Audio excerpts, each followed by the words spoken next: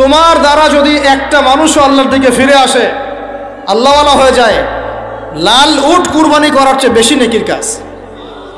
তোমার একটা দাওয়াতে যদি মানুষ আল্লাহর দিনের দিকে ফিরে আসে, ওই আমলকারীর সব নেকি তুমি পাবা। যদি একজন সৎ নেতা দাঁড়ায় যায় বলে যে আমরা প্রাইমারি লেভেলেই ক্লাস 1 থেকে 5 পর্যন্ত যে সময়টুকু, এই সময়টুকুর মধ্যে আমাদের বাচ্চাদেরকে কোরআন তেলাওয়াত করা বাধ্যতামূলক করে দিলাম, সিলেবাসভুক্ত করে দিলাম, ওই নেতার উপর আল্লাহ রহম করবে ইনশাআল্লাহ। সে আছে, সে সাহসী নেতা। আমি আপনাদেরকে বলি যারা রাজনীতি করেন, কারণ আমার সাথে আপনাদের কোনো শত্রুতা নাই, আর আমি আপনার শত্রুও না, বরং বন্ধু। আপনারা যারা রাজনীতি করেন, এমন একটা নেতা খালি বের করে দেন, এমন একটা নেতা হয়ে যান খালি ওমরের মতো। আল্লাহ পাক তৌফিক দান করেন আপনাদেরকে, যে আপনারা যদি কোরআন শিক্ষাটাকে বাধ্যতামূলক করে দেন, নবীর হাদিস শিক্ষাগুলোকে বাধ্যতামূলক করে দেন, সিরাত নবীর জীবনী চর্চাগুলোকে বাধ্যতামূলক করেন উচ্চ মাধ্যমিক লেভেলে, দেখবেন এই ছেলেপেলেগুলো আর ওই ইয়াবাখোর হবে না ইনশাআল্লাহ। এরা ওই টিকটক, ফেসবুক আর পাবজি, ফ্রি ফায়ার নিয়ে পড়ে থাকবে না। এরা কিশোর গ্যাংয়ে যোগ দিবে না, এরা জেনা করবে না ইনশাআল্লাহ।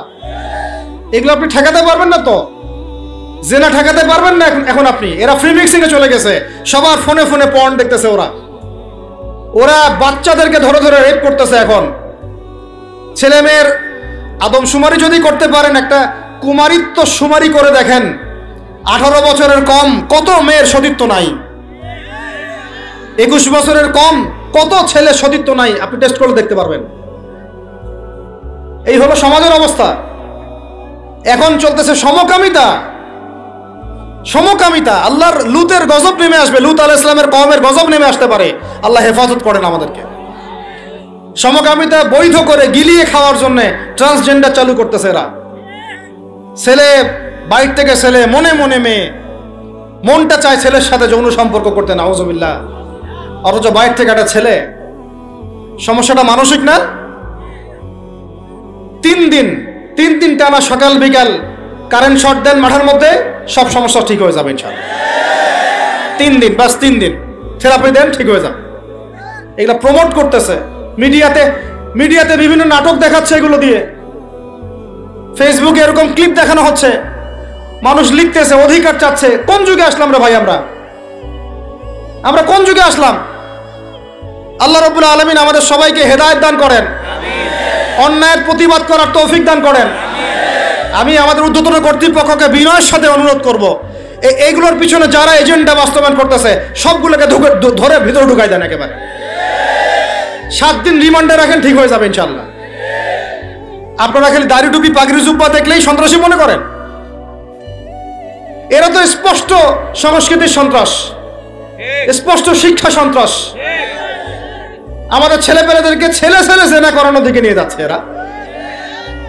কালকে যদি আপনার ছেলে একটা ছেলেকে বিয়ে করে, আপনি খুশি হবেন?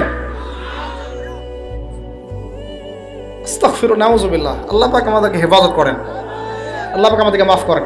আপনার মেয়ে যদি কালকে একটা মেয়েকে বিয়ে করে নিয়ে আসে, আপনি সমাজে মুখ দেখাবেন কিভাবে?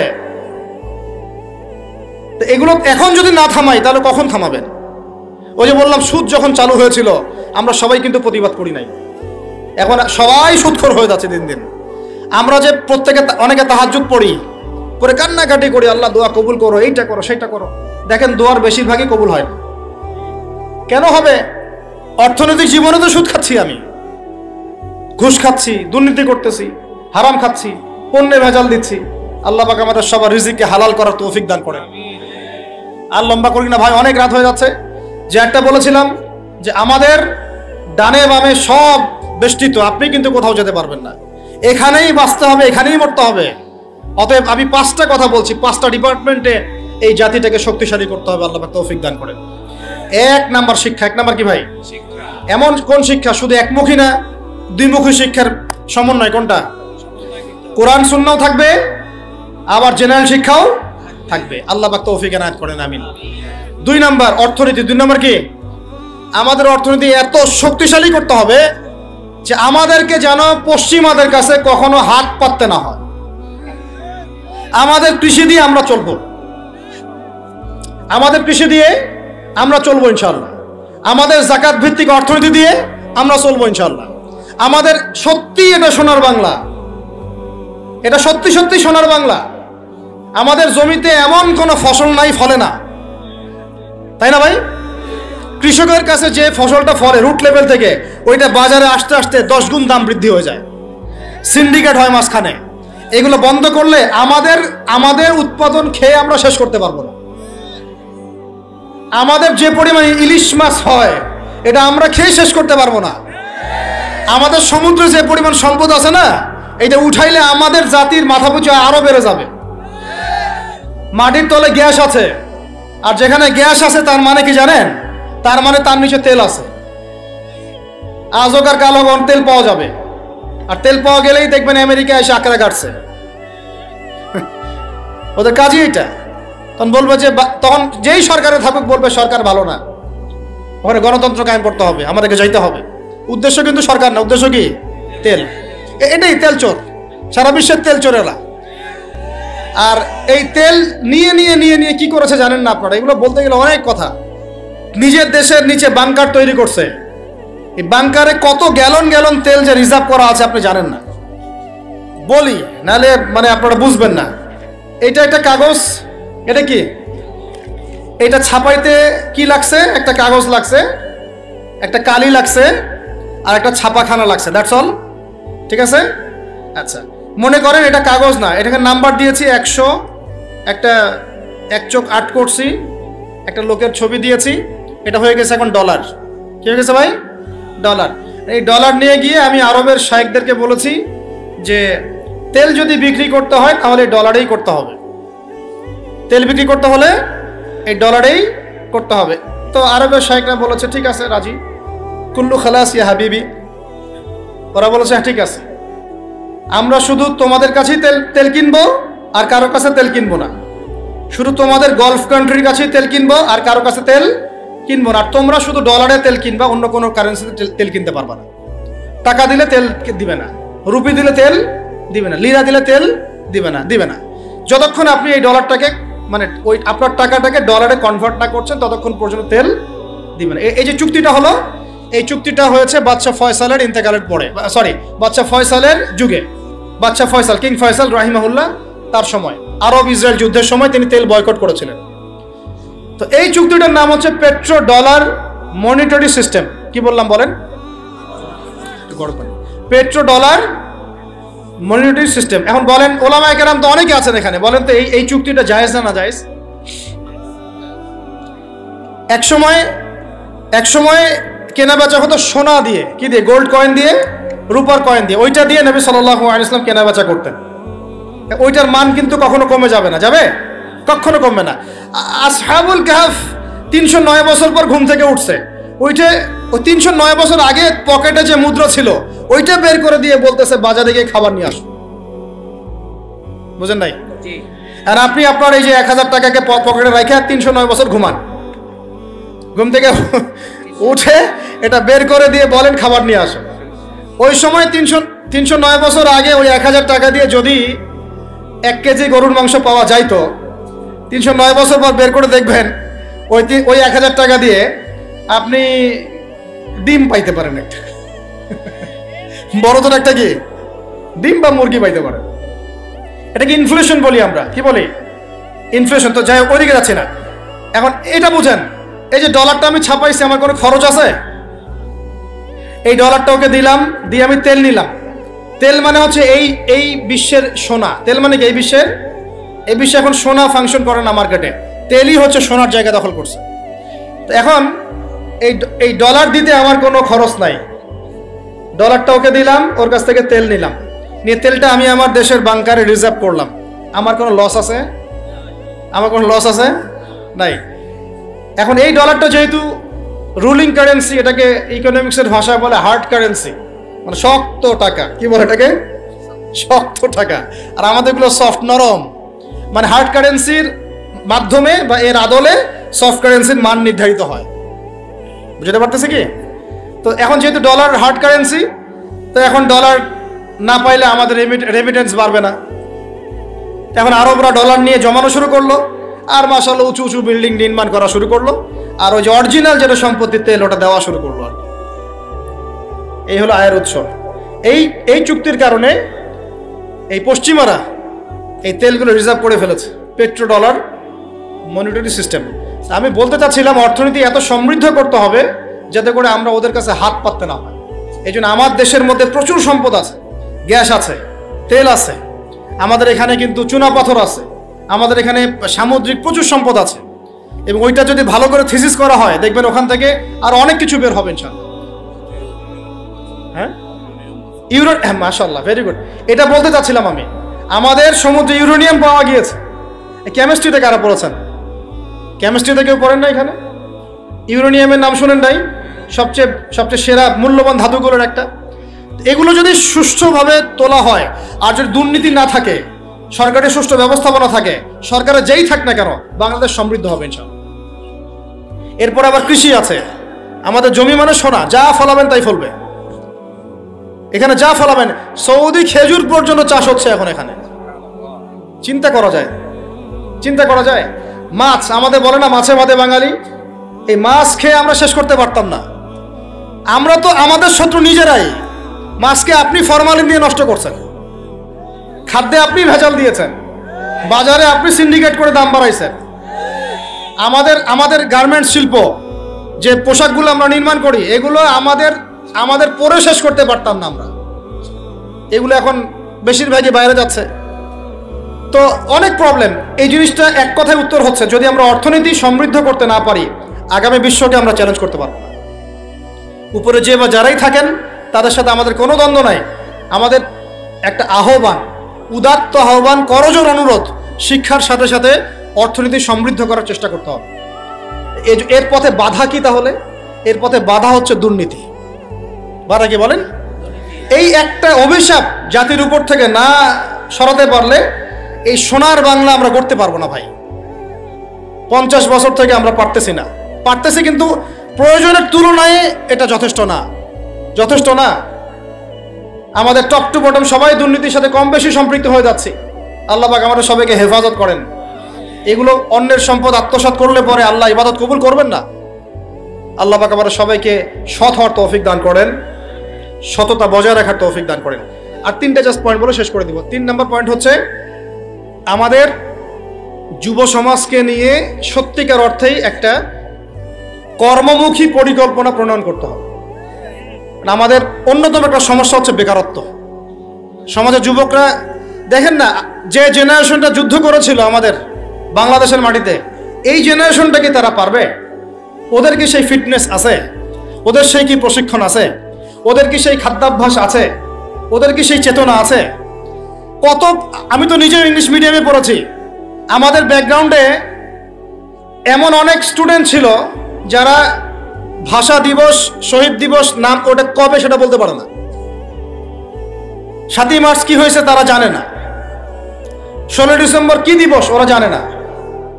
এরকম বহু আপনি স্কুল জরিপ করেন, বহু English medium, English version school আছে, ওরা জানে না এগুলা কি, ওরা এগুলো পড়ে না, জানে না। সংস্কৃতির কথা বলি, ভাষার কথা বলি, গৌরবের কথা বলি, এগুলো আমাদের গৌরবের জায়গা।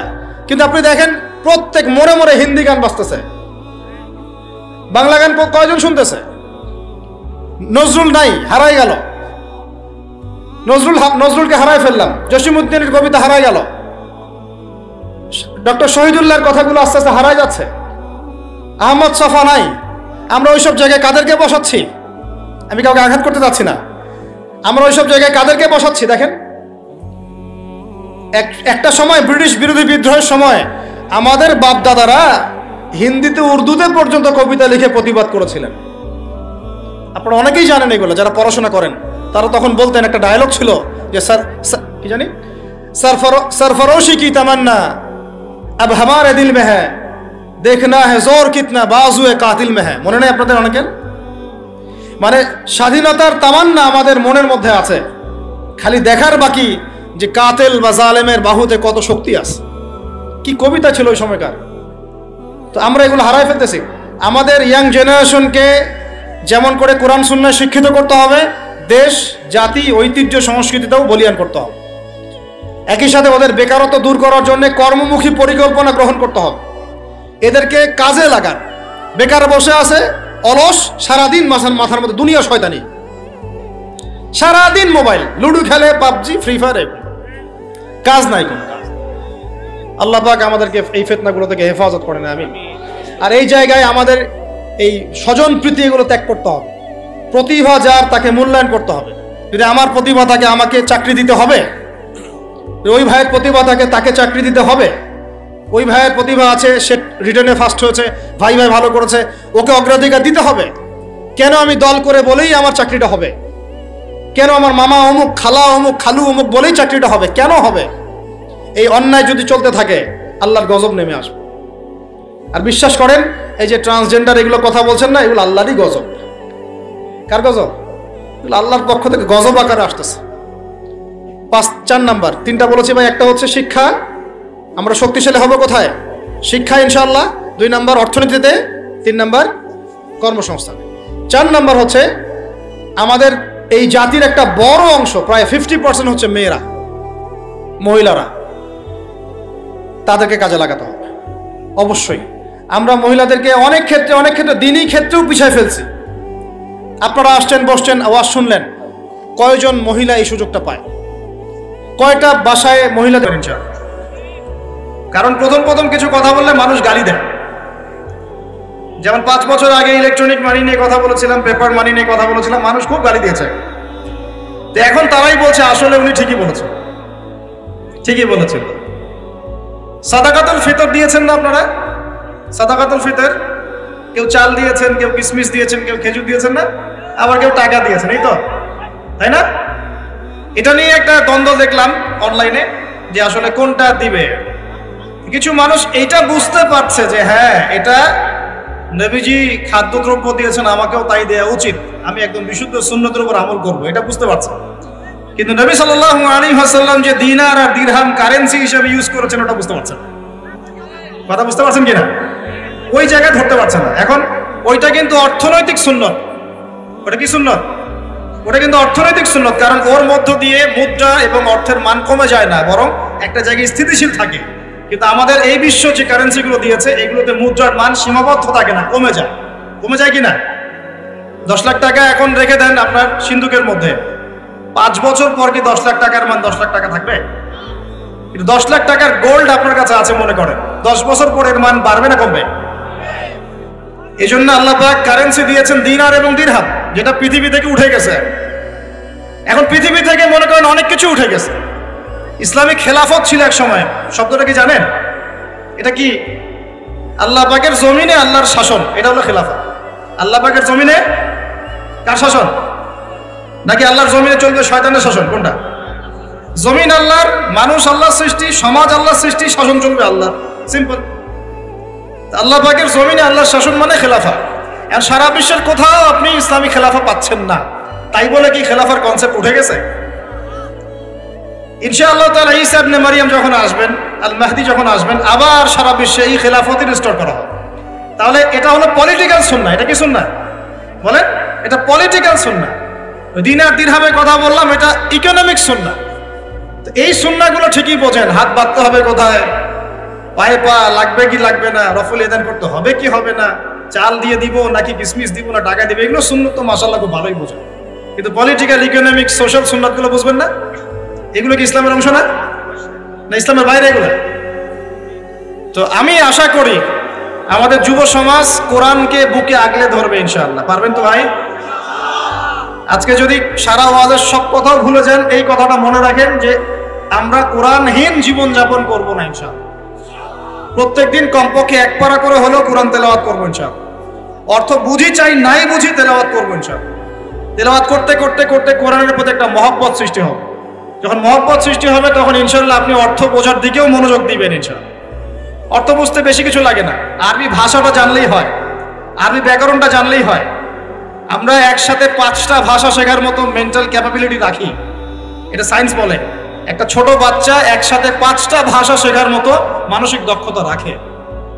এবং আগের যুগে, এই যে ব্রিটিশ পিরিয়ডের আগে, আমাদের বাপদাদারা যারা ছিল, তারা বাংলা, ইংরেজি, উর্দু, ফার্সি, আরবি 5টা ভাষাই জানতো না?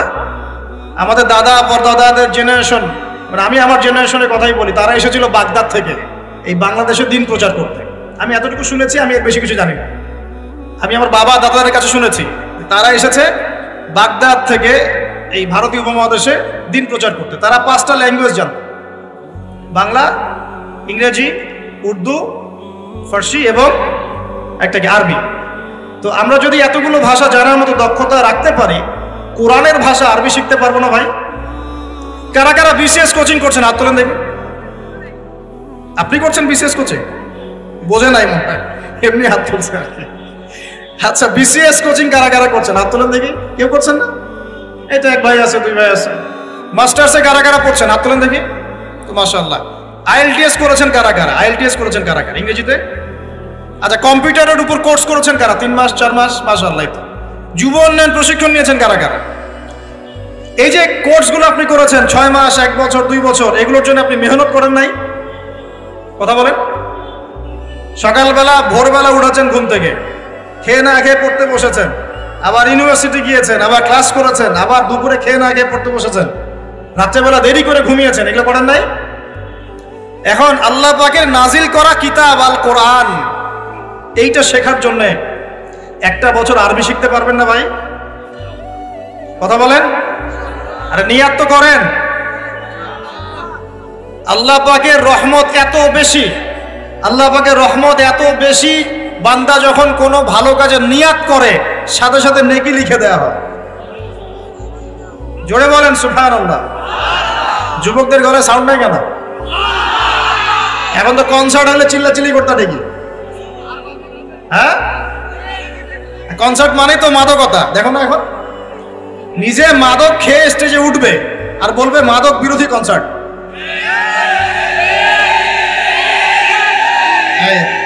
রাগ করলেন নাকি? বাস্তবতা না? নিজে মাদক খেয়ে স্টেজে উঠে ওইটা বলে মাদক বিরোধী কনসার্টের আয়োজন করছে। আমি আপনাদেরকে একটু পরে কোরআন সুন্নাহ থেকে বলছি যে আসলে মানুষের পরিবর্তন আসলে সম্ভব কিভাবে। এইসব বোগাস শোডাউন দিয়ে সম্ভব নাকি কোরআন সুন্নাহ দিয়ে সম্ভব? তো এই যে ভাইরা যারা 6 মাস, 1 বছর, 2 বছর কোর্স করছেন, পড়াশোনা করছেন, আল্লাহর কালাম শেখার জন্য কোরআনের ভাষাটা শিখতে পারবেন কিনা? একটু নিয়াত করেন আমার সাথে, আগামী রমজান আসার আগেই আল কোরআন তেলাওয়াত করা শিখবেন ইনশাআল্লাহ। একদম মদ, মাখরাজ, তাজবিদের সাথে বিশুদ্ধ করে কোরআন তেলাওয়াত করা শিখবেন ইনশাআল্লাহ। রাজি আছেন? মাত্র 3 মাসের মধ্যে মানুষ কোরআন শিখতে পারে। মাত্র কয় মাস? 3 মাসের মধ্যে মানুষ কোরআন শিখতে পারে, এটা সম্ভব। আর যদি আপনি 2 বছর, 2.5 বছর, 3 বছর সময় দেন আরবি ভাষার পিছনে, ব্যাকরণের পিছনে, ইনশাআল্লাহ তাআলা আপনি কোরআনের অর্থ করতে পারবেন ইনশাআল্লাহ। কোরআন পড়বেন, অর্থটাও বুঝতে পারবেন ইনশাআল্লাহ। আমরা বহুত দিন নামাজ পড়েছি, নামাজে আমরা 5 ওয়াক্ত নামাজে কোরআন তেলাওয়াত করি, তারাবির নামাজে কোরআন তেলাওয়াত করি। আমাকে একটু বলেন তো সততার সাথে, কয়দিন আপনার চোখ দিয়ে পানি পড়েছে? বলেন। 10 দিন কান্নাকাটি করেছেন কারা কারা? একদিন, অন্তত একদিন কোরআন শুনে কান্নাকাটি করেছেন কারা কারা? আলহামদুলিল্লাহ, হাত নামা। দেখেন, আমরা কোরআন পড়েও কেন চোখ দিয়ে পানি বের হয় না? কারণ কোরআনের যে অর্থ, যে মানে ব্যাখ্যা, ইন্টারপ্রিটেশন, এবং কোরআনের যে ভিতরের অন্তর্নিহিত নিগুড় একটা রহস্য, এইটা আমাদের কলিজার মধ্যে পতিত হয় না। কেন হয় না? কারণ আমি তো ভাষাটা জানি না। আমি তো ভাষা জানি না। আপনার সন্তান বা বাবা মা অসুস্থ, মনে করেন, কথার কথা আল্লাহ না করুক, তো এখন আপনি ওযু করে 2 রাকাত নামাজ পড়ে আল্লাহর কাছে দোয়া করছেন যে আল্লাহ, আমার বাবা অসুস্থ, আমার মা অসুস্থ, আমার সন্তান অসুস্থ, আল্লাহ তুমি তাকে শেফায়ে কামেলা দান করো, বলে আমিন। এই কথাটা বলার সময় কি আপনার মনের মধ্যে কোনো আবেগ কাজ করে কি করে না? করে না? চোখ দিয়ে কখনো কখনো পানি বের হয় কি হয় না? অনেকের মা মারা গেছেন, বাবা মারা গেছেন না, তার কবরের সামনে গিয়ে দাঁড়ান, হাত তুলে দোয়া করেন, আপনার মন থেকে কি একটা ফিলিংস আসে কি আসে না? চোখ দিয়ে পানি বের হয় কি হয় না? তাহলে আল্লাহ পাকের কালাম কোরআন পড়ে কেন আমাদের চোখ দিয়ে পানি ঝরছে না? উত্তর কি? উত্তর হচ্ছে কোরআন পড়ে বোঝার মতো আবেগ আপনার অন্তরে তৈরি হচ্ছে না। এখন কেন তৈরি হচ্ছে না? উত্তর কি? কারণ আপনি আমি সেই ভাষাটা বুঝি না। কথা কি বুঝতে পারছেন যুবক ভাই? লেকচারগুলো আমার মূলত যুবকদের জন্যই, কারণ বৃদ্ধদেরকে দিয়ে খুব বেশি খেদমত আর হবে না মনে হচ্ছে। হবে? হ্যাঁ, আন্ডারস্টিমেট করি নাই।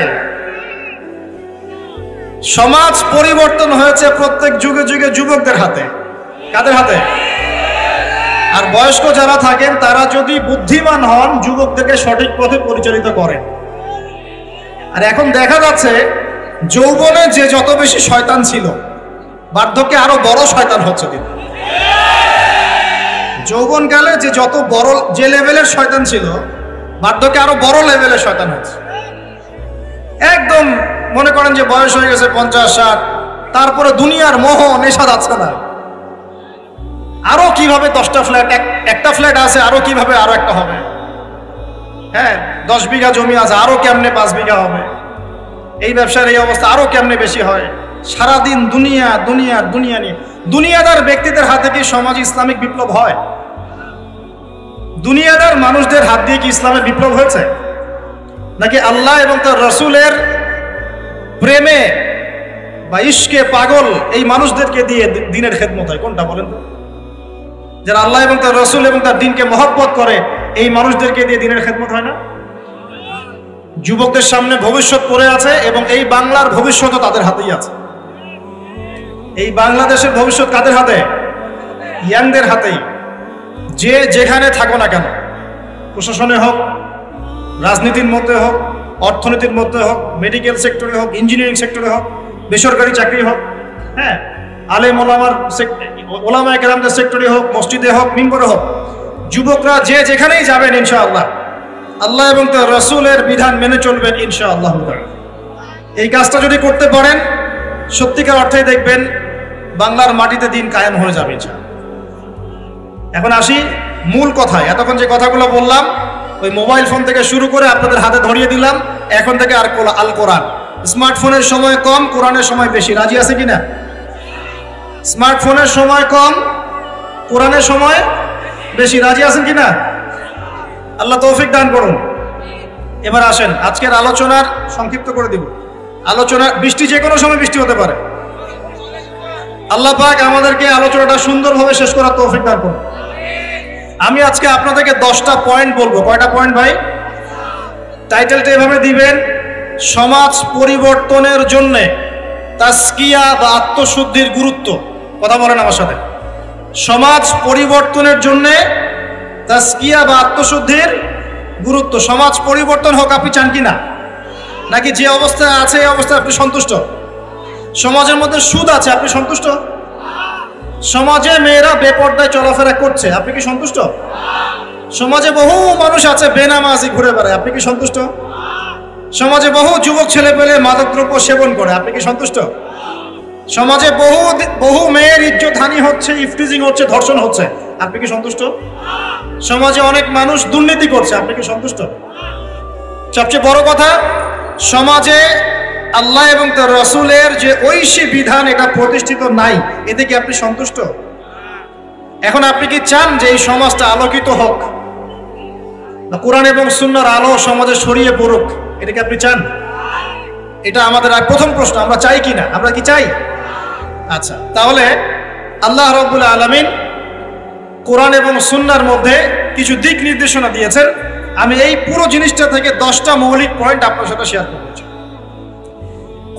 আমরা যদি সামাজিক পরিবর্তন চাই, সর্বপ্রথম প্রয়োজন হচ্ছে তাজকিয়া বা আত্মশুদ্ধি। এই তাজকিয়া মানে কি ভাই? আমার সাথে কথা বলবেন। আত্মশুদ্ধি, আত্মশুদ্ধি মানে নিজের পরিশুদ্ধি, নিজের পরিশুদ্ধি। দেখুন রাসূলুল্লাহ সাল্লাল্লাহু আলাইহি ওয়াসাল্লাম যখন সমাজে দাওয়াতি কাজ শুরু করলেন, আল্লাহর নবী কি এমন মানুষ ছিলেন যে খালি কথা বলতেন, নিজে আমল করতেন না? এমন মানুষ ছিলেন না? নিজে যেটা বলতেন সেটা আগে করে দেখাতেন। কোনটা বলেন তো? নিজে যেটা বলতেন সেটা করে দেখাতেন। আমরা নামাজ পড়ি কয় ওয়াক্ত? 5 ওয়াক্ত। নবীজি নামাজ পড়তেন কয় ওয়াক্ত জানেন? 8 ওয়াক্ত। কয় ওয়াক্ত? এটা তো নতুন শুনলেন মনে হয়। 5 ওয়াক্ত নামাজ তো তিনি পড়তেনই, তার পাশাপাশি পড়তেন তাহাজ্জুদ। 5 আর আগে কত হলো? 6। এরপরে পড়তেন ইশরাকের নামাজ, কত হলো? 7। এরপরে পড়তেন চাষ্টের নামাজ, সালাতুদ দুহা, কত হলো?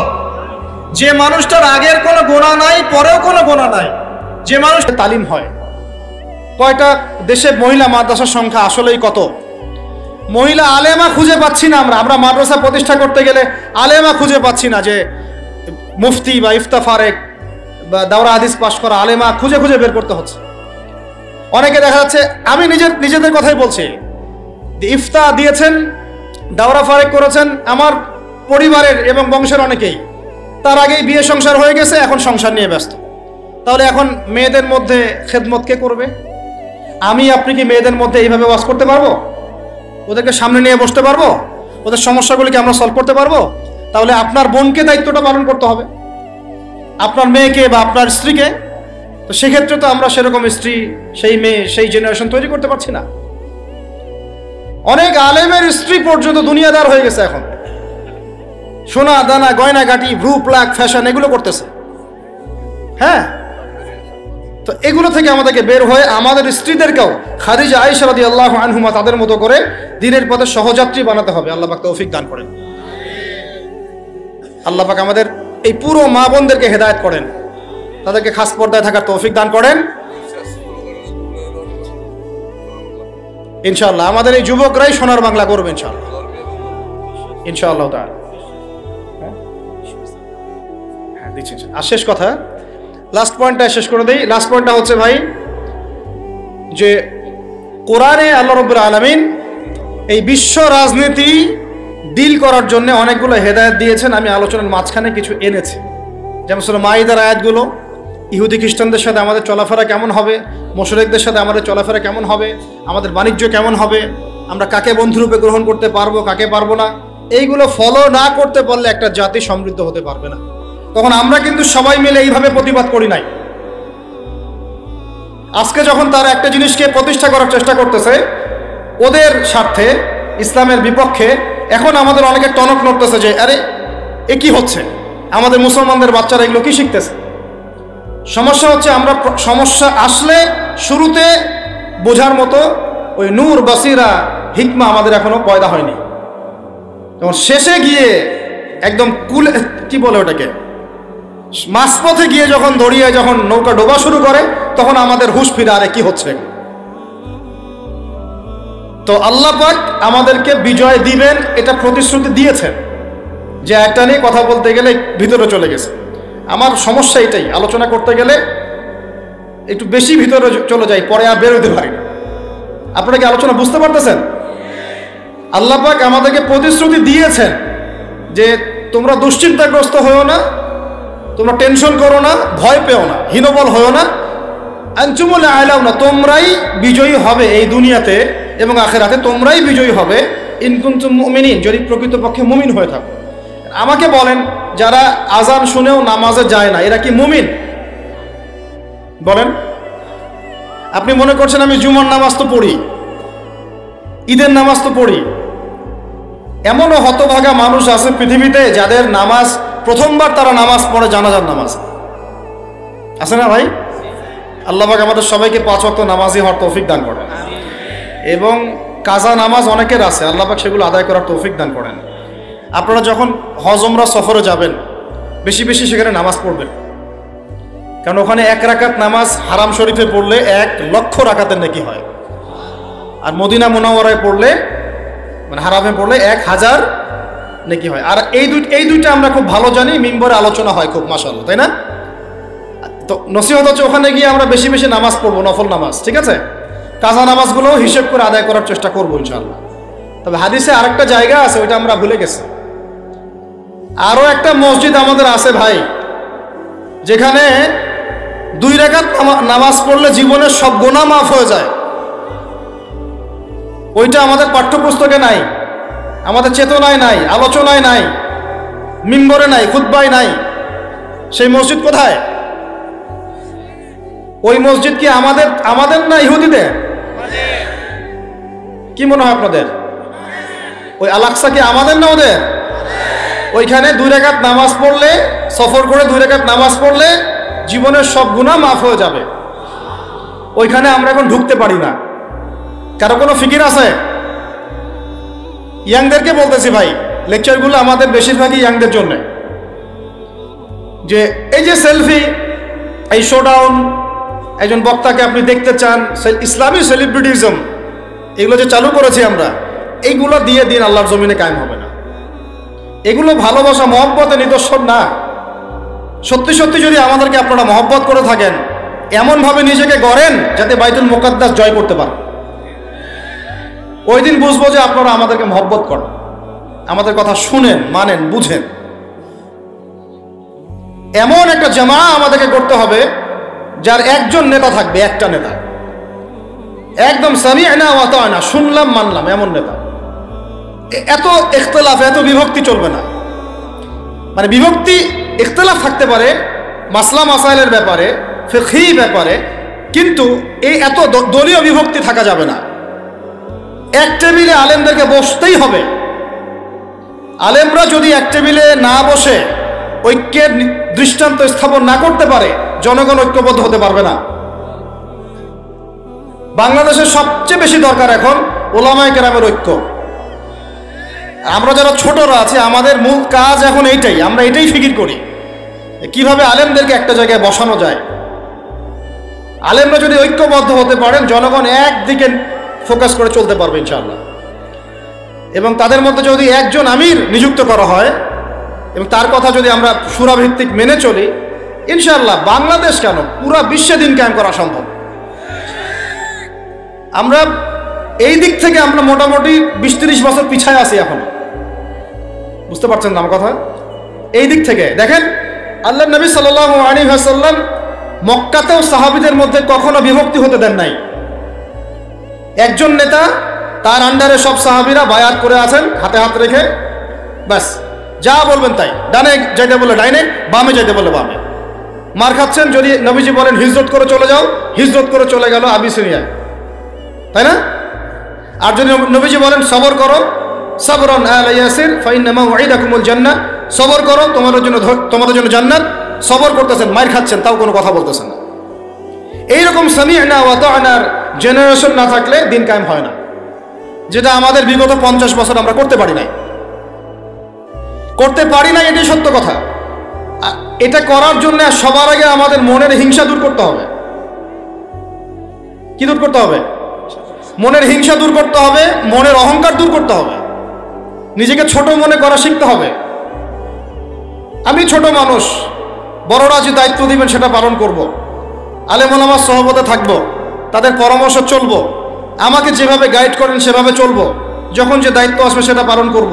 চিন্তা এরকম না থাকলে আপনি চলতে পারবেন না, বিদ্রোহী হয়ে যাবেন তখন। বেয়াদবি, এই যে প্রথম একটা কথা বলছি, বেয়াদবি। আমরা অনেকেই বড় বড় বরেণ্য আলেমদের সাথে বেয়াদবি করছি, তাদের মান-ইজ্জত হানি করছি। অনলাইনে লাইভে চলে আসলাম, একটা কথা বলে দিলাম, একটা পোস্ট দিয়ে দিলাম, ভাবছি আমি ইসলামের বড় উপকার করে ফেললাম। আদতে আমি বিশৃঙ্খল একটা অবস্থা ছিল, আরো বিশৃঙ্খলতা বাড়ালাম। আমি কাছাকাছি তো আনতেই পারলাম না। কিছু মানুষের কাজ দেখলে মনে হচ্ছে যে তাদের একটাই কাজ। কি একটাই কাজ?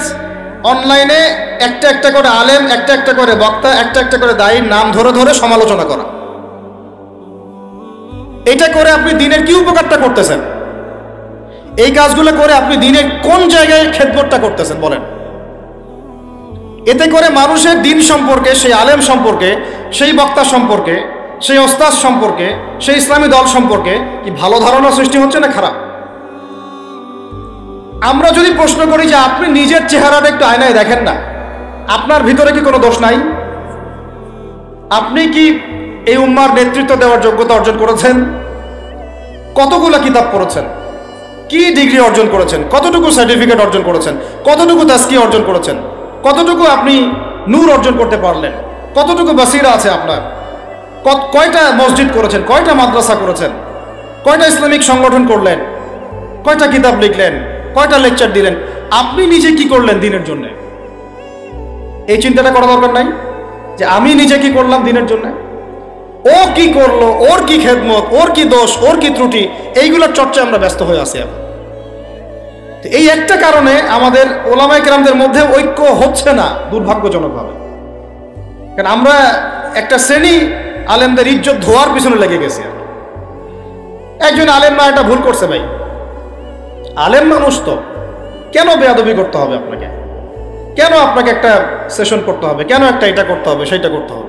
চুপ করে থাকেন আপনি, পারলে তার সাথে আপনি পার্সোনালি দেখা করেন, তার কাছে যান, তার কথার পিছনের কারণটা খুঁজে বের করার চেষ্টা করেন। ইসলামের খেদমত এগুলো হচ্ছে না, তো ওইদিকে যেতে যাচ্ছি না। একটা রিকোয়েস্ট করবো আপনাদেরকে, যে আমরা সবাই একটা দায়িত্ব কাঁধে নেই, যে এই উম্মতকে বিজয়ী করার জন্য আমারও কিছু দায়িত্ব আছে। আপনার দায়িত্ব নেই ভাই? আপনি আয়নার সামনে আজকে রাত্রে দাঁড়ায় অনেস্টলি সততার সাথে দাঁড়াবেন, দাঁড়ায় আপনার চেহারা আয়নায় দেখবেন, দেখে চিন্তা করবেন যে আসলে আমি আজ পর্যন্ত এই উম্মাকে কি দিয়েছি। বলেন তো কি বললাম ভাই? আয়নার সামনে দাঁড়ায় কি বলবেন? আমি আদনান, আমি আব্দুর রহমান, আমি আব্দুর রহিম, আমি অমুক, আমি তমুক, আমি ইসলামকে, উম্মাকে, আল্লাহকে, রাসূলকে কি দিয়েছি এই পর্যন্ত। যদি আপনার মনের মধ্যে সততা থাকে, জবাব ওই আয়নার তসবির আপনাকে দিয়ে দিবে। একটা উর্দু শের আছে যে চেহারে তো আকসর ধোকা দেতি হ্যায়, সচ তো আইনা বলতি হ্যায়। মানে চেহারা তো বেশিরভাগ সময় ধোকা দেয় মানুষকে, সত্য কথা বলে আয়নার প্রতিবিম্ব। তো আল্লাহর ওয়াস্তে নিজের আত্মসমালোচনা করি, আমরা উম্মাকে কি দিলাম এটার ফিকির করি। এখন যদি উত্তর আসে যে আমি অনেক দিয়েছি উম্মাকে, আমি একদম কামেল হয়ে গেছি, তাহলে বুঝবেন আপনার মধ্যে ইবলিসের চরিত্র আসছে। ইবলিসই বলতে পারে যে আমি সবার চেয়ে শ্রেষ্ঠ। ওই যে বলে নাই, আনা খায়রুম মিনহু, আমি আদমের চেয়ে শ্রেষ্ঠ। খলাকতানি মিন নার, আমাকে আগুন দিয়ে সৃষ্টি করেছেন। খলাকতাহু মিন তিন, তাকে মাটি দিয়ে সৃষ্টি করেছেন। এই কেবার যদি চলে আসে, বুঝবেন আপনি ধ্বংস হয়ে গেছে। ফেরাউন বলেছিল আনা রব্বুকুমুল আ'লা, আমি তোমাদের মহান রব। নাউজুবিল্লাহ। আর একজন আল্লাহর বান্দা খালি বলবে আল্লাহুম্মা ইজআলনি ফি আইনি সগীরা ওয়াজআলনি ফি আ'য়ুনিন নাসি কাবীরা। আল্লাহ তুমি আমাকে নিজের চোখে ছোট বানায় দাও, আর অন্য মানুষের চোখে আমাকে বড় বানায় দাও। আমিন। তো আত্মসমালোচনা করতে হবে কিনা ভাই? এখন যদি আমার উত্তর আসে যে না, আমি তো আসলে ভাই কিছু করতে পারি নাই, এই টুকটাক কিছু লেকচার দিয়েছি, এতটুকুই, এখনো আমি উম্মাকে ঐক্যবদ্ধ করতে পারি নাই, উলামায়ে কেরামকে এক জায়গায় আনতে পারি নাই, আমি এখনো কোনো ইসলামিক বড় কোনো অ্যাসোসিয়েশন ফর্ম করতে পারলাম না, এখন পর্যন্ত আমি 100টা কিতাব লিখতে পারি নাই, এখনো আমি ইফতা দেওয়ার মতো বা মুফতি হওয়ার মতো যোগ্যতা অর্জন করিনি, এখনো আমার কোরআনের কত জ্ঞান শেখা বাকি, কত আলেমের সহবতের থেকে নূর নেওয়া বাকি, এখনো কত দূর যাওয়া বাকি। এই চিন্তাগুলো যদি মনের মধ্যে আসে, তখন দেখবেন রাতে আপনার ঘুম হারাম হয়ে গেছে। তখন আপনার প্রচেষ্টা চলবে ইনশাল্লাহ কিভাবে এগুলো আপনি অর্জন করতে পারবেন। ওই গুটি কয়েক মানুষকে দিয়ে দিন কায়েম হবে ইনশাল্লাহ। আমার কথায় রাগ করলেন নাকি? একটু মন খারাপ করলে আল্লাহ পাক ওই ওসিলায় যদি আপনাকে আবার দিনের দিকে নিয়ে আসেন, আমার লেকচার ওয়াজ করা সার্থক। একটু আঘাত পাইলে আমি খুশি হব। সরকার, প্রশাসন, জনগণ, আমাদের মা বোন, আপনারা, আমাদের পরের প্রজন্ম, কেউই আমাদের শত্রু না। আমাদের শত্রু বরং আমার বা আমাদের চেয়ে ভালো কোনো বন্ধুই নেই আপনাদের। আমার বা আমাদের চেয়ে ভালো কোনো বন্ধু নাই আপনাদের।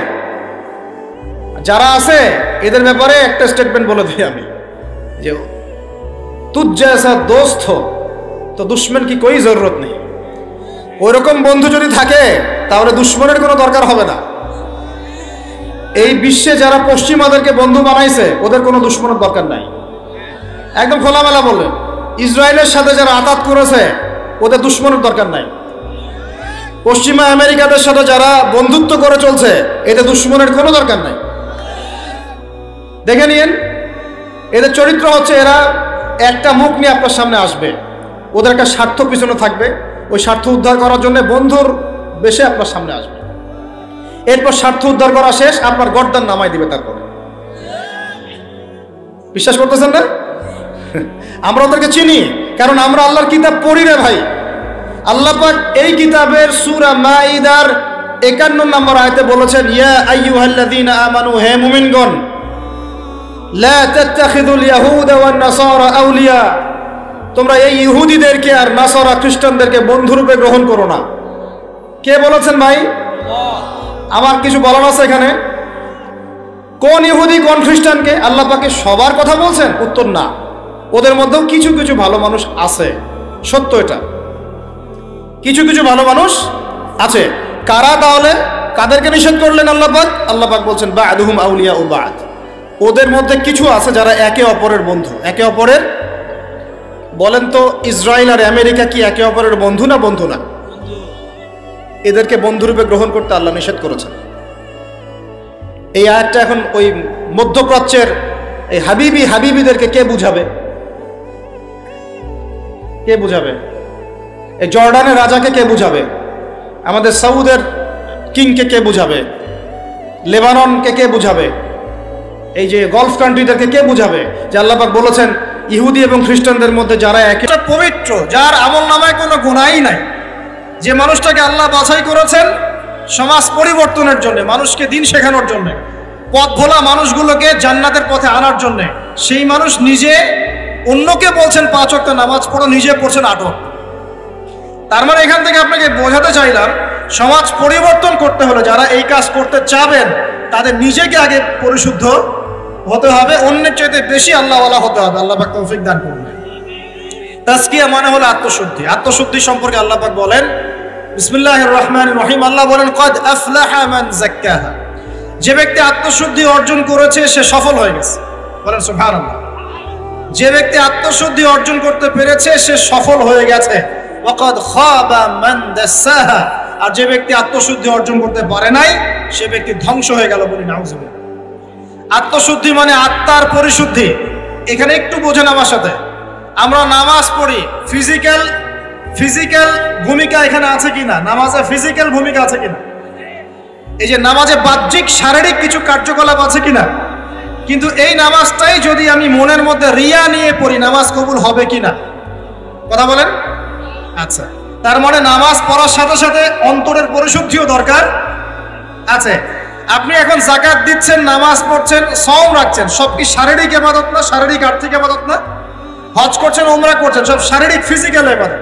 কিন্তু মনের মধ্যে আছে অহংকার, মনে আছে রিয়া, মনে আছে কুফরি, মনে আছে নেফাক, এখন ইবাদত কবুল হবে কিনা? তার মানে বাহ্যিক ইবাদতের সাথে অভ্যন্তরীণ পরিশুদ্ধি না থাকলে আমাদের ইবাদত কবুল হচ্ছে না। হচ্ছে না। একজন ব্যক্তি ইসলামের সব মানে ভেতরে মুনাফিকি, এই নফসের এই দোষের কারণে তার কি এই ঈমান কোনো কাজে দিবে কিনা? মনে করেন আব্দুল্লাহ বিন উবাইয়ের মতো একজন মানুষ যে মুখে মুখে স্বীকার করেছে যে হ্যাঁ আল্লাহ ছাড়া কোনো ইলাহ নাই, মুহাম্মদ সাল্লাল্লাহু আলাইহি ওয়াসাল্লাম আল্লাহর রাসূল, মুখে স্বীকার করেছে, কিন্তু মনে মনে ইসলামকে স্বীকার করে নাই, ভিতরে ভিতরে ইসলামের সাথে শত্রুতা করে, গাদ্দারি করে। মনের এই দোষের কারণে তার বাহ্যিক এই যে স্বীকৃতি, এটা কাজে আসবে কি আসবে না? আসবে? আসবে না। মনে করেন আপনি খুব আমল করছেন মাশাআল্লাহ, কিন্তু আকীদার মধ্যে খুব গলদ আকীদা আছে। আকীদার মধ্যে গলদ আকীদা আছে। যেমন একটা গলদ আকীদা হচ্ছে, আপনি মনে করেন যে ইসলামের কিছু অংশ মানলেই হয়, কিছু অংশ না মানলেও চলে। ইসলামের বিধান ওই যুগে চলতো, এই যুগে চলে না। ইসলামের কিছু বিধান আছে যেগুলো এখন পালন করা যায় না, আগে যেত। আকীদায় গলদ। কেউ যদি মনে করে যে তাকদীর বা ভাগ্য বলতে কিচ্ছু নাই, আমি যা করব তাই পাবো। কেউ যদি মনে করে যে আল্লাহ রাব্বুল আলামিনের জাত এবং সিফতগুলো এগুলা মানার দরকার নাই, শুধু আল্লাহকে রব হিসেবে মানলেই হয়, মানে এরকম অনেক গলদ আকীদা আছে। কিন্তু এটা নিয়ে আলাদা লেকচার দেওয়া যায়। তো এখন ইবাদতের আমল সে করছে ঠিকই, কিন্তু আকীদার মধ্যে গলদ বিশ্বাস আছে, এখন তার ইবাদত কবুল হবে কিনা? কথা বলেন। হবে না। একজন ব্যক্তি মনে করেন সুন্নতের উপর আমল করছে, কিন্তু মুহাম্মদ সাল্লাল্লাহু আলাইহি ওয়াসাল্লামের শানে এবং তার অবমাননায় তার অন্তর কলিজা কাঁপে না। কথা বুঝতে পারছেন কি? সুন্নাহর উপর আমল করছে ঠিকই, কিন্তু মুহাম্মদ সাল্লাল্লাহু আলাইহি ওয়াসাল্লামের মহব্বত, ভালোবাসা তার ভিতরে নাই। ইবাদত কবুল কতটুকু হবে চিন্তা করেন। এই যে ভিতরের বিষয়গুলা, অন্তরের সাথে সম্পৃক্ত বিষয়, ভিতরের আকীদা, ভিতরের মহব্বত, আল্লাহর প্রতি ভয়, আল্লাহর প্রতি একটা ইহসান, মনটাকে রিয়া মুক্ত করা, অহংকার মুক্ত করা, হ্যাঁ, অন্যের প্রতি বিদ্বেষ মুক্ত করা, তারপরে কুফর নেফাক এগুলো মুক্ত করা, এই যে অন্তরের সাথে সম্পৃক্ত বিষয়গুলোই এই তাজকিয়া বা আত্মশুদ্ধির মৌলিক বিষয়। আমার কথা কি বুঝতে পারছেন? এখন কিভাবে এটাকে পরিশুদ্ধ করব? বিশ্বাস করেন, ভিতরটা যদি পবিত্র থাকে, বাহিরের ইবাদত অল্প হলেও জান্নাতে যাবেন ইনশাআল্লাহ। ভিতরের বিষয় যদি পবিত্র থাকে, বাহিরের আমল যদি কমও হয়, ইনশাআল্লাহ আপনি জান্নাতে যাবেন। বিশ্বাস করছেন না? এক ব্যক্তির কথা শোনাই তাহলে বুঝবেন। এক ব্যক্তি বনু ইসরাইলের, সে এত বেশি পাপ করেছিল যে তার সন্তানদেরকে বলেছে আমার মৃত্যুর পরে আমার লাশটাকে পুড়িয়ে ফেলবে, ছাইগুলো অর্ধেক বাতাসে ভাসিয়ে দিবে, অর্ধেক ছাই সমুদ্রে ভাসিয়ে দিবে। ঠিক আছে, এটা তো হাদিস আপনারা জানেন, ওলামা কেরাম যারা আছে। এখন সন্তানরা তাই করেছিল।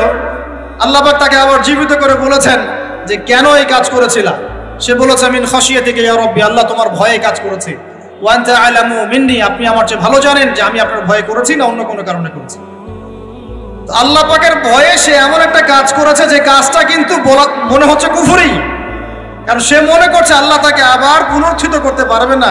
তাই সন্তানদেরকে বলছে আমাকে পুড়িয়ে ছাইটাই ভাসিয়ে দিস। আল্লাহ পাক বলছেন কেন করেছো? সে বলছে তোমার ভয়, আল্লাহ তোমার ভয় করেছে। আল্লাহ পাক তাকে বললেন তুমি যদি আমার ভয়েই করে থাকো, আর হ্যাঁ তুমি আমার ভয়েই করেছিলে, আজকে আমি তোমাকে মাফ করে দিলাম, যাও। সেই ব্যক্তি বলেছিল আমার চেয়ে বড় পাপ কেউ করে নাই, আল্লাহ যদি আমাকে ধরতে পারে তাহলে খবর আছে। তার মানে তার ধারণা আল্লাহ তাকে ধরতে পারবে না, এটা কিন্তু কুফরি আকীদা। তারপরে আল্লাহ পাক তাকে কিন্তু মাফ করলেন। কেন? সে বলছে আল্লাহ আমি শুধু আপনার ভয়েই কাজটা করেছি, আর আপনি খুব ভালোই জানেন আমি আপনার ভয় করেছি কিনা। এই যে ভিতরের পরিশুদ্ধতার কারণে আল্লাহ বাইরের গুনাহটা মাফ করে দেবে। আমার কথা বলে বুঝতে পারছেন? মানে ভিতর যদি পরিষ্কার হয়, পরিচ্ছন্ন হয় এবং আকীদা ঠিক থাকে, তাসকিয়া ঠিক থাকে, আমল অল্প হলেও ইনশাআল্লাহ জান্নাতে যাবো ইনশাআল্লাহ। খুশি হন নাই? তো একবার বলেন সুবহানাল্লাহ। এবার আসেন কিভাবে এটা অর্জন করতে পারি। এক নাম্বার, তাসকিয়া বা আত্মশুদ্ধি অর্জনের প্রথম কাজ হচ্ছে, সর্বপ্রথম কাজ সেটা হলো নিজেকে নিয়ে ফিকির করবেন, অন্যের ফিকির বাদ দিবেন। কি বললাম ভাই? নিজেকে নিয়ে ফিকির করবেন, অন্যের ফিকির আপাতত বাদ দিবেন। আজকে থেকে আগে ফিকির হবে কাকে নিয়ে? নিজেকে নিয়ে। আমি দলিল দিচ্ছি, এমনি কথা বলছি না। আল্লাহ পাক বলছেন সূরা মাইদা আয়াত নাম্বার 105, সূরা মাইদা আয়াত নাম্বার 105, আল্লাহ পাক বলছেন ইয়া আইয়ুহাল্লাযীনা আমানু, হে মুমিনগণ, আলাইকুম আনফুসাকুম লা ইয়াদুররু মান দাল্লা ইন ইহতাদাইতুম ইলাল্লাহি মারজিউকুম জামিআন ফায়ুনাব্বিউকুম বিমা কুনতুম তা'মালুন। আল্লাহ পাক বলছেন হে মুমিনগণ, হে তোমরা যারা ঈমান এনেছো, আলাইকুম আনফুসাকুম, আগে তোমরা নিজেরা নিজেদের নফসের খবর নাও। কি বলছেন আল্লাহ পাক? নিজেরা নিজেদের নফসের খবর নাও। লা ইয়াদুররু মান দাল্লা ইন ইহতাদাইতুম, কেউ যদি পথভ্রষ্ট হয়ে যায় এতে তোমার কোনো ক্ষতি নাই, আগে নিজের খবর নাও, নিজের নফসের খবর। তাহলে প্রথম কাজ কি ভাই? আমার সাথে বলেন। এবার নিজের নফসের একটু খবর নেই ভাই, আমার সাথে বলেন দেখি কার কার বয়স এখানে 20 বছর ক্রস করেছে? হাত তোলেন, হাত নামান। এবার কার কার বয়স 30 বছর ক্রস করেছে? কার কার বয়স 40-50 ক্রস করেছে?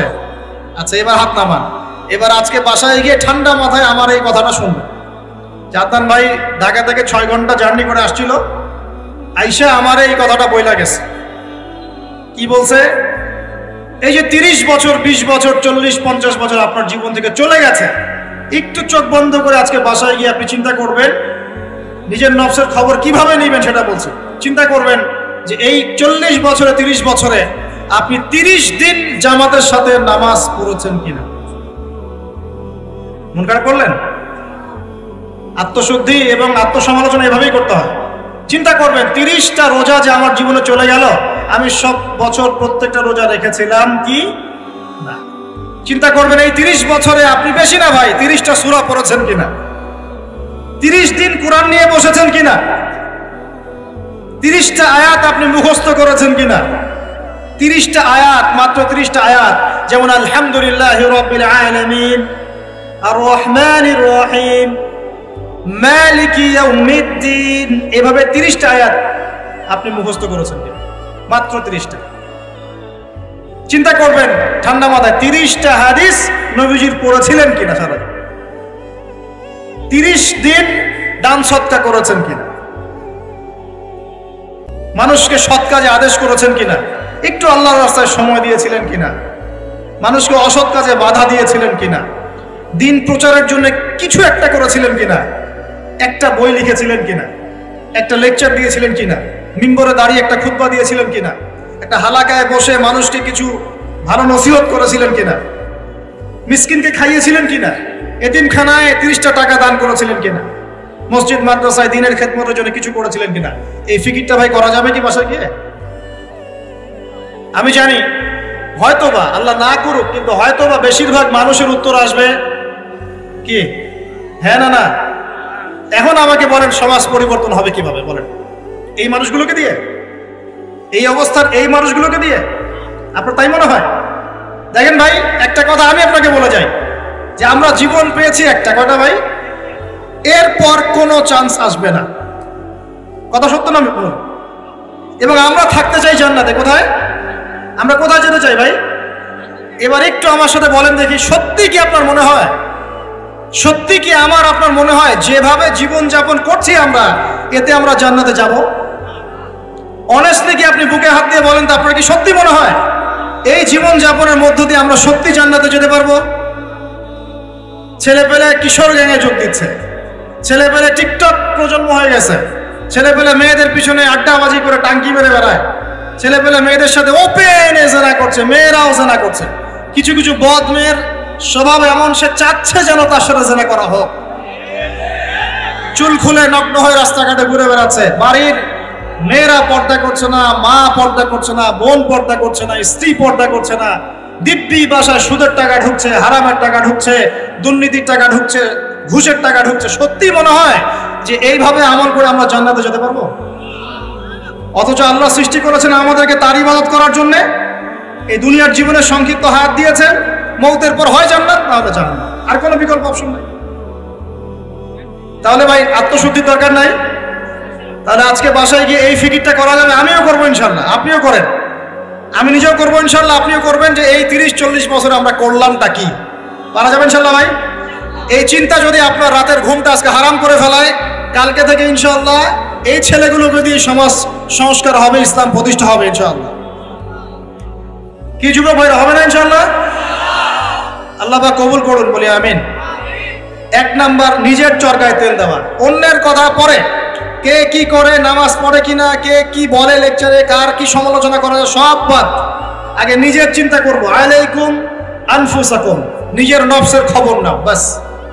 এখন দেখলাম নিজের নফসের খবর ভালো না, তাহলে কি করণীয়? করণীয় হচ্ছে এই ফজরের ওয়াক্ত থেকে শুরু হবে। কালকের অপেক্ষা করব না, ফজরের ওয়াক্ত থেকে শুরু হবে। আমরা উঠবো তাহাজ্জুদে ইনশাআল্লাহ, রাজি আছি? সুন্দর মতো ওযু করবো ইনশাআল্লাহ, ওযু করে কমপক্ষে 2 রাকাত নামাজ পড়বো ইনশাআল্লাহ।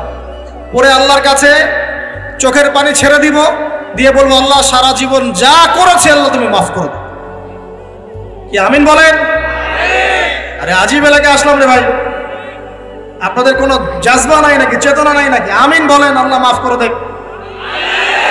এখন তো দোয়া কবুলের সময়, এখন যে দোয়া করবেন কবুল হবে ইনশাআল্লাহ, বিশ্বাস করছেন না? আমরা দোয়া করি অবিবাহিত যুবকদের আল্লাহ বিয়ের ব্যবস্থা করে দাও, শাবাশ। আমরা দোয়া করি যে বেকার যুবক যারা, তাদেরকে আল্লাহ রিজিকের ব্যবস্থা করে দাও। আল্লাহ যেসব মেয়ে দিনী বোনদের বিয়ে শাদী হচ্ছে না, তাদেরও বিয়ের ব্যবস্থা করে দাও। আল্লাহ পাক যুবক ভাইদেরকে দ্বীনের জ্ঞান অর্জনের তৌফিক দান করুন। সামনে হজের মৌসুম আসতেছে, অনেকে হজে যাবে ইনশাআল্লাহ, আমাদেরকেও যাওয়ার তৌফিক আল্লাহ দান করুন। আল্লাহ রাব্বুল আলামিন আমাদের যুবক ভাইদেরকে আগামী দিনে বাংলার জমিনে দ্বীন কায়েমের জন্য কবুল করে দেন, আমিন। উলামায়ে কেরামের মধ্যে আল্লাহ মহব্বত বাড়ায় দেন, দলে দলে বিভক্তিগুলো বন্ধ করেন। দলে দলে বিভক্তি শুনলে আবার গা জ্বলা শুরু করে। এই জন্য অনেকে আমাকে একটু রাগ করেন আমার সাথে, এসে আমার সাথে দলীয় পরিচয় দিবেন না, আমি অমুক দল করি, আমি তমুক দল করি। দলে দলে তা বিভক্ত করে উম্মাটাকে বিভক্ত করে রেখে দিয়েছে নাকি? হাজার হাজার ফেরকায় বিভক্ত করে রেখে দিয়েছে। কারোর সাথে কারো ভালো সম্পর্ক নাই, কিন্তু মুখে কিন্তু বলে যে আমরা সবাই এক, কিন্তু আদতে সেটা নাই। মনের ভিতরে যে কি পরিমাণ হিংসা আর বিদ্বেষ, সেটা তো মাঠে যারা চলাফেরা করে তারাই বুঝতে পারে। বিভক্তিগুলো খুব ভালো জিনিস। হ্যাঁ, আপনি একটা মানে ফাউন্ডেশন করছেন বা অ্যাসোসিয়েশন করছেন বা পলিটিক্যাল একটা দল করেন, ইটস ওকে, এটা মানুষ করতে পারে। তাই বলে অন্যদের সাথে কি হিংসা বিদ্বেষ পোষণ করে বিভক্তি বাড়াতে হবে? সবার সাথে একটা হৃদ্যতাপূর্ণ সম্পর্ক রাখা যায় না?